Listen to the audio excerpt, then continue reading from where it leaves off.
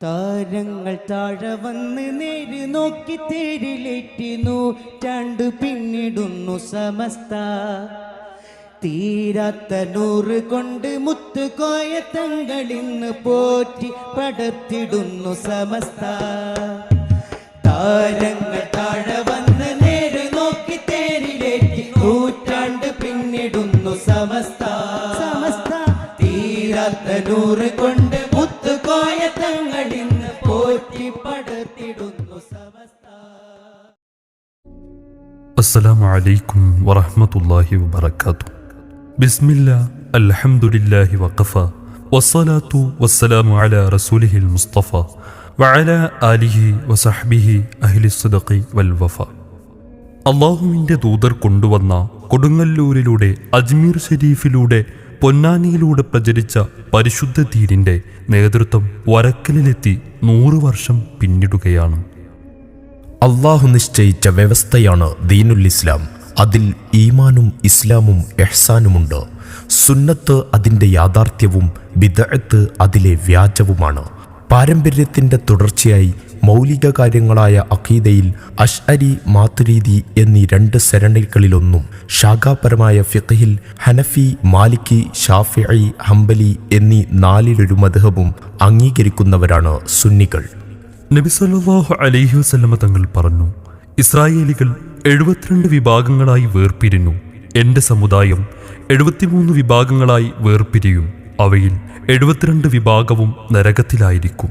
1 വിഭാഗം മാത്രമാണ് സ്വർഗത്തിലുണ്ടാവുക. മറ്റൊരു ഹദീസിൽ കാണാം, എൻ്റെ ശേഷം നിങ്ങളിൽ ജീവിച്ചിരിക്കുന്നവർക്ക് ധാരാളം ഭിന്നതകൾ കാണാനാവും. അപ്പോൾ എൻ്റെയും സന്മാർഗദർശകരായ ഖലീഫമാരുടെയും ചര്യകൾ മുറുകെ പിടിക്കുക, അവ അണപ്പല്ലുകൾ കൊണ്ട് കടിച്ചു പിടിക്കുക. നബി സല്ലല്ലാഹു അലൈഹി വസല്ലമ തങ്ങളുടെ വഫാത്തിനു ശേഷം മുസ്ലിങ്ങൾക്കിടയിൽ വിഭാഗീയതകൾ സൃഷ്ടിക്കാൻ ശത്രുക്കൾക്ക് കഴിഞ്ഞു. അതോടെ ഒരു ഭാഗത്ത് ഷിയാക്കളും മറ്റൊരു ഭാഗത്ത് ഖവാരിജുകളും ഇറങ്ങി. ഒരു ഭാഗത്ത് ഖദരിയാക്കളും മറ്റൊരു ഭാഗത്ത് മുർജിയാക്കളും ഉണ്ടായി. ജുഹ്മിയാക്കളും മുശബ്ബിഹത്തും രൂപപ്പെട്ടു. മുഅ്തസിലികൾ വളർന്നു വികസിച്ചു.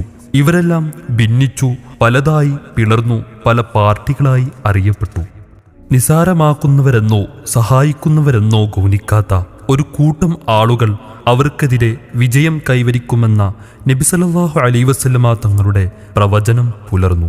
സുന്നി പണ്ഡിതരുടെ സാന്ദർഭികമായ ഇടപെടലുകളും ത്യാഗോജ്ജലമായ പ്രവർത്തനങ്ങളും കൊണ്ട് ഈ വിഭാഗങ്ങളെയെല്ലാം അടിച്ചമർത്താൻ സാധിച്ചു. വലിയ പണ്ഡിതനും ഹംബലി മദ്ഹബുകാരനുമായിരുന്ന ഇബ്നു തൈമിയുടെ തെറ്റായ ചില അധ്യാപനങ്ങളെ അടിസ്ഥാനപ്പെടുത്തി ഇബ്നു അബ്ദുൽ വഹാബ് രൂപപ്പെടുത്തിയ ഒരു നജ്ദിയൻ പ്രസ്ഥാനമാണ് വഹാബിസം അഥവാ സലഫിസം. പിന്നീട് വിവിധ കാലങ്ങളിൽ വന്ന നേതാക്കൾ കുറെ മാറ്റങ്ങൾ വരുത്തി ആ പ്രസ്ഥാനം പലതായി പിളർന്നു. ബ്രദർവുഡ്, ജമാഅത്തെ ഇസ്ലാമി, അഹ്ലെ ഹദീസ്, തബ്ലീഗ് ജമാഅത്ത്, നദ്വത്തുൽ മുജാഹിദീൻ മുതലായ പലതിൻ്റെയും അടിസ്ഥാന തൗഹീദ് വഹാബിസത്തിൻ്റെതാണ്. സുന്നികളെ മുഴുവൻ കാഫിറാക്കി വന്ന കേരളത്തിലെ 3.5 വഹാബികൾ കൂടുതൽ പൊട്ടും പൊടികളുമായി പിളർന്നു. അവർ പരസ്പരം കാഫിറാക്കി നടക്കുന്നു. അപ്പോഴും മുസ്ലിങ്ങളല്ലാത്തവർക്ക് പോലും പരലോകമോക്ഷം ലഭിക്കുമെന്ന് വാദിക്കുന്നവരും അവരുടെ കൂട്ടത്തിലുണ്ട്. തൗഹീദിൻ്റെ പ്രചാരകരായി വന്നവർ അടിസ്ഥാനങ്ങളുടെ അടിസ്ഥാനമായ യഥാർത്ഥ തൗഹീദ് എന്താണെന്ന് പോലും അറിയാതെ അവർ തമ്മിൽ തല്ലുകയാണ്. 12,000-ഓളം പ്രാഥമിക മദ്രസകളും ആയിരക്കണക്കിന് ദർസ് ശരീഅത്ത് കോളേജുകൾക്കും നേതൃത്വം നൽകുന്ന 10,000-കണക്കിന് മഹല്ല ജമാഅത്തുകൾക്ക് ദിശാബോധം നൽകുന്ന സമസ്ത കേരള ജംഇയ്യത്തുൽ ഉലമ മുസ്ലിങ്ങളുടെ ഈമാൻ സംരക്ഷിക്കാൻ സ്ഥാപിക്കപ്പെട്ടു. കേരളത്തിലേക്ക് വഹാബിസം സൗദിയിൽ നിന്നും നേരിട്ട് വന്നതല്ല. പകരം ഈജിപ്തിലെ മാസോണിസ്റ്റ് ചാരന്മാരായ ജമാലുദ്ദീൻ അഫ്ഗാനി, മുഹമ്മദ് അബ്ദു, റഷീദ് റിള തുടങ്ങിയവർ മോഡിഫൈ ചെയ്ത വഹാബിസമാണ് കേരളത്തിൽ അവതരിപ്പിക്കപ്പെട്ടത്. അതൊരു അർദ്ധയുക്തിവാദം കൂടിയായിരുന്നു. ഒട്ടനവധി കാര്യങ്ങളിൽ ഒറിജിനൽ വഹാബിസത്തിനും എതിരായിരുന്നു. അവർ ഐക്യസംഘം രൂപീകരിച്ചു. ഇവിടെ അനൈക്യമുണ്ടാക്കി. ബഹുഭൂരിപക്ഷം വരുന്ന സുന്നി മുസ്ലിങ്ങൾക്ക് മതഭ്രഷ്ട് കൽപ്പിച്ചു. തദവസരത്തിലാണ് 1926 ജൂൺ 26 കോഴിക്കോട് ടൗൺ ഹാളിൽ വരക്കൽ മുല്ലക്കോയ തങ്ങളുടെ നേതൃത്വത്തിൽ സമസ്ത കേരള ജംഇയ്യത്തുൽ ഉലമ രൂപീകരിക്കപ്പെടുന്നത്. കേരള മുസ്ലിങ്ങളുടെ ഈമാനിന് കാവൽ നിന്നു. സമൂഹത്തിനു സുരക്ഷാബോധം നൽകി.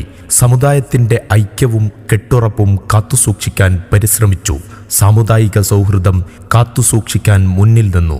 മതവിദ്യാഭ്യാസത്തിനു ചിട്ടയും വ്യവസ്ഥാപിതവുമായ സംവിധാനങ്ങൾ കൊണ്ടുവന്നു. മതബൗദ്ധിക വിദ്യാഭ്യാസ രംഗത്ത് വിപ്ലവം സൃഷ്ടിച്ചു. രാജ്യത്തോടൊപ്പം നിലകൊണ്ടു. ജീർണതയ്ക്കെതിരെ ജിഹാദ് പ്രഖ്യാപിച്ചു. വിശ്വാസകാര്യങ്ങളിലെ 2/1 സരണി അംഗീകരിക്കുകയും കർമ്മകാര്യങ്ങളിൽ 4/1 മദ്ഹബ് അംഗീകരിക്കുകയും ശരിയായ സൂഫി മാർഗങ്ങളെ സ്വീകരിക്കുകയും ചെയ്യും.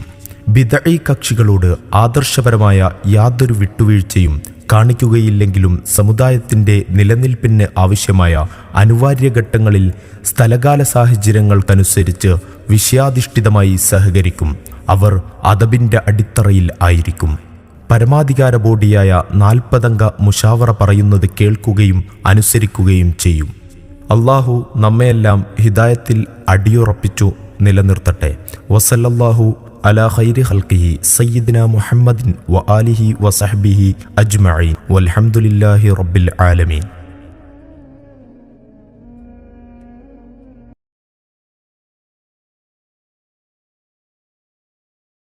العلم هو النور الهادي والمفتاح لكل الخير من يرد الله